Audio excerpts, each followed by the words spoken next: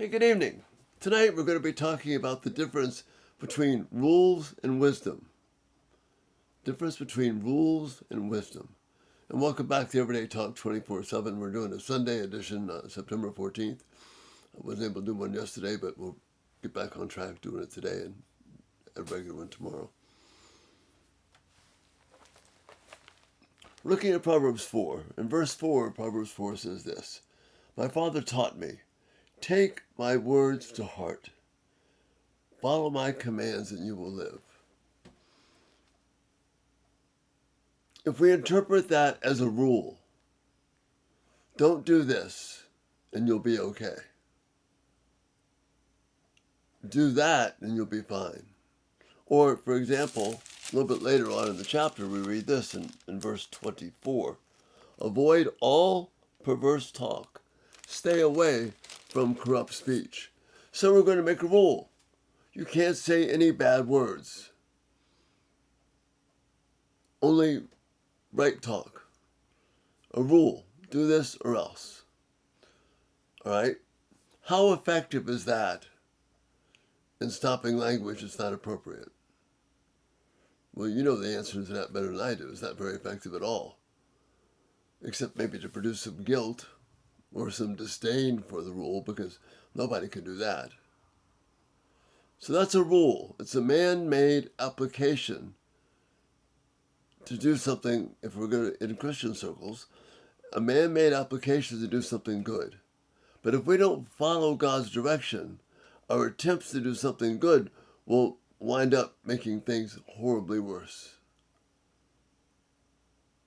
So don't have any corrupt speech. Avoid all that. We're going to make a rule. Don't do that. But it doesn't work. And then we try again to follow the rules tomorrow. We try and get our kids to follow it. Or we make these lists and try and stop us from doing it. But that's not what Solomon is saying here. Actually, the grandfather's saying, listen to what he says. My father taught me. This is Solomon relating what his father David told him. My father taught me, take my words to heart. Follow my commands and you will live. What he's saying there is the direction he's giving, the command that he's giving, is something that has to be taken into your heart.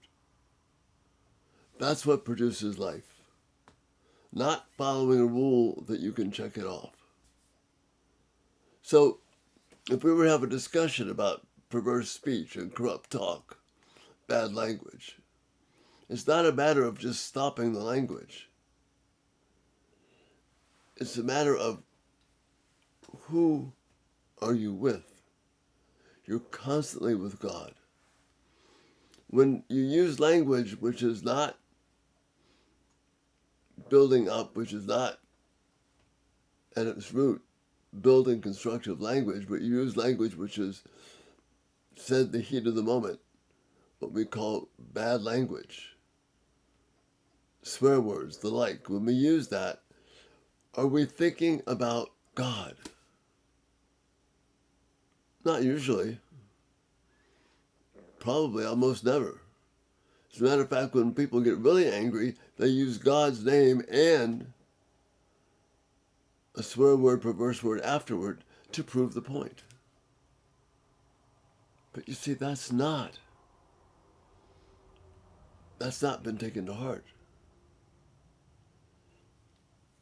Proverbs talk about the wisdom of God, about the beginning of wisdom. The fear of the Lord is the beginning of wisdom and understanding.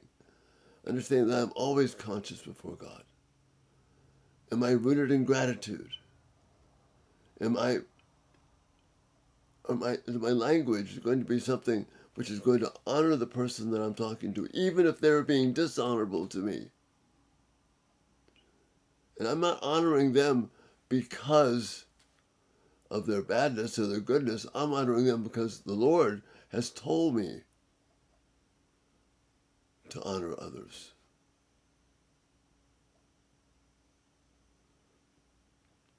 Wisdom is saying, my anger isn't going to produce anything. Me simply trying not to say bad words is not going to produce anything.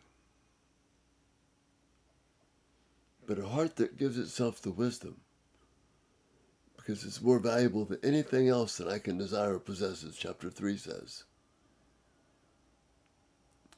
Then when I go to use that wrong language, that perverse speech, which has all kinds of negative things in it, is this something that's going to produce life in the other person or life in me? Or is it just an opportunity to vent and for me to let everybody know how strongly I feel about something? And you deserve to be cussed out. You deserve to be taken aback. That's not what God says. See, what is being said here, take my commands to heart. Take them deep within you. Follow my commands and you will live. Keeping a rule, well, I better not do that or we get in trouble. Or I better not do that, I'll make God happy. Or I have to follow this list to be good. Those will drive you far away from God. They will drive your children far away from God.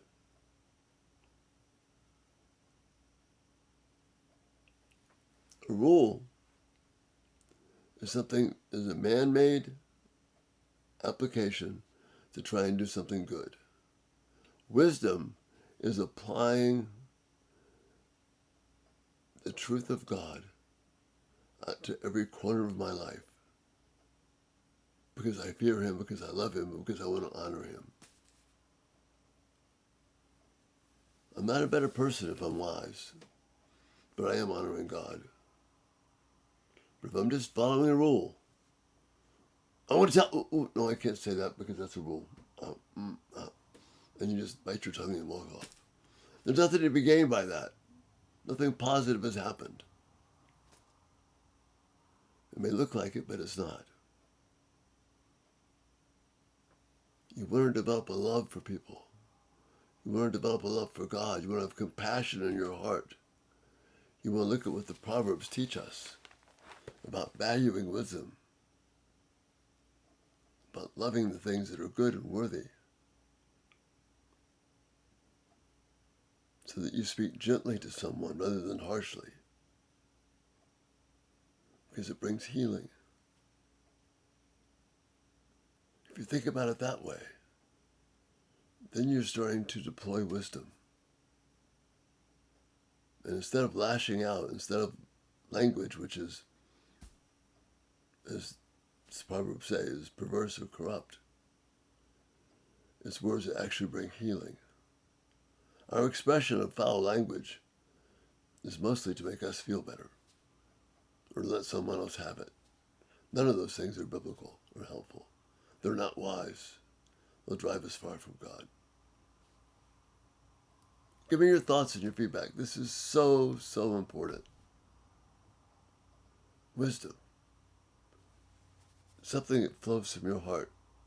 A rule. Something that flows from your desire to control things. Again, thank you for being here. I pray you have a really blessed week. And look forward to talking to you tomorrow on Monday. Have a great night. Bye-bye.